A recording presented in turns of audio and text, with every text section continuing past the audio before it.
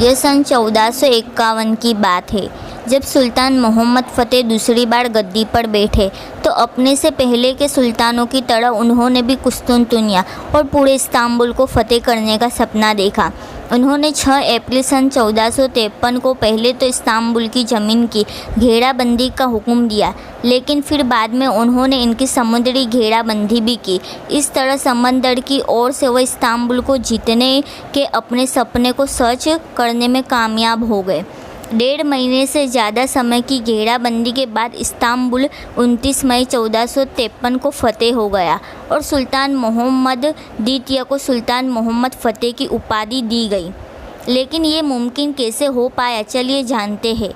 सन 1453 में बाइजेंटाइन साम्राज्य उस क्षेत्र तक ही फैला था जिसे आज हम इस्तांबुल के नाम से जानते हैं। ओटोमन साम्राज्य बाइजेंटाइन की राजधानी पर कब्जा करना चाहते थे, जो अनातोलिया और यूरोप में उसके भूमध्य के मध्य स्थित था, और वह अपने साम्राज्य को पूर्व से पश्चिम तक दुनिया से जोड़ना चाहते थे। इस्तांबुल विजय के बारे में गहन अध्ययन करने वाले शोधकर्ताओं में से एक प्रोफेसर फरीदुन अमजन कहते हैं कि मोहम्मद द्वितीय ने अपनी सल्तनत की शुरुआत से ही इस्तांबुल की घेराबंदी करने की योजना बनानी शुरू कर दी थी और गोल्डन हॉर्न के अंदर पहुंचना भी उस योजना में शामिल था। प्रोफेसर फरीदुन अमजन कहते हैं कि मोहम्मद फ़तेह ने गैलीपोली में लगभग 100 समुद्री जहाज़ तैयार कराए और उन्हें इस्तांबुल के सामने लाकर खड़ा कर दिया। इसके अलावा ऐसा लगता है कि सुल्तान मोहम्मद द्वितीय को यह भी मालूम था कि क्रूसेडर्स ने सन 1204 में गोल्डन हॉर्न में प्रवेश कर इस्तांबुल पर कब्जा कर लिया था। ज़मीनी रास्ते के इर्द गिर्द दीवारों की लंबाई 7 से 8 किलोमीटर थी और दूसरी दीवारों के साथ उसकी कुल लंबाई 22 किलोमीटर थी। इसलिए उन सभी इलाकों को पूरी तरह घेरने और गोल्डन हॉर्न में नौसेना के जरिए कमज़ोर दीवारों को निशाना बनाने की योजना बनाई।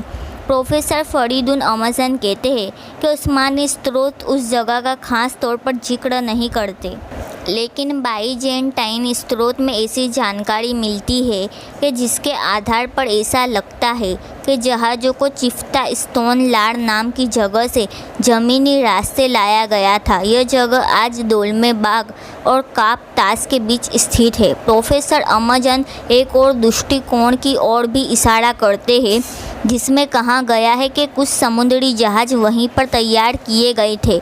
एक और दावा यह है कि कुछ समुद्री जहाज़ जो बड़े नहीं थे वो एक मैदान में बनाए गए थे और फिर आहिस्ता आहिस्ता यूरोप के इलाके में ले जाए गए थे। एक समुद्री इतिहासकार अली रजा इसीपेक का कहना है कि उनमें अधिकतर बड़ी नावें थीं। उस समय ड्रोमोन प्रकार के जहाज़ हुआ करते थे और यह भी गैली जहाज़ों का रूप नहीं ले पाए थे।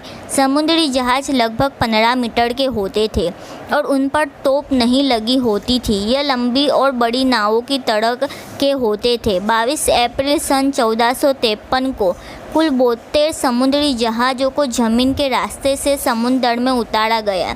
उनमें 30 गैलियन और बड़ी संख्या में छोटे उस्मानी समुद्री जहाज़ शामिल थे। प्रोफेसर अमजन कहते हैं कि सभी बाइजेंटाइन स्रोत इस बात पर एकमत है कि समुद्री जहाज़ों को रातों रात ही भेजा गया था।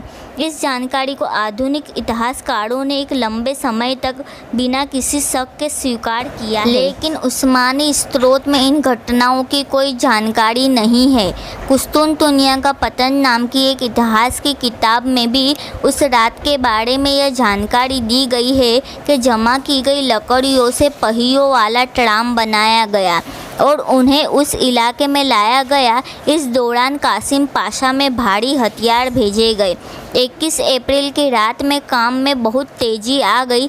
हजारों कार्यकर्ताओं ने आखिर तैयारी पूरी कर ली और इस दौरान सुल्तान ने पेड़ा के इलाके में तैनात तोपों को लगातार फायर करने का हुक्म दे रखा था ताकि आसपास मौजूद जहाज़ों की जानकारी ना हो ज़मीन पर क्या चल रहा है। कुछ तोपों को जानबूझकर पेड़ा की दीवारों पर फायर करने को कहा था ताकि जेनवा के सैनिकों को उस घटना की जानकारी ना मिले।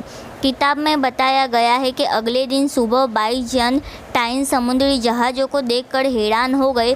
जासूसों की बड़ी संख्या रहने के बावजूद यह कार्यवाही बाइजेंटाइन के कानों तक ना पहुंची और यह सुल्तान मोहम्मद फ़तेह की सेना की एक बड़ी कामयाबी थी।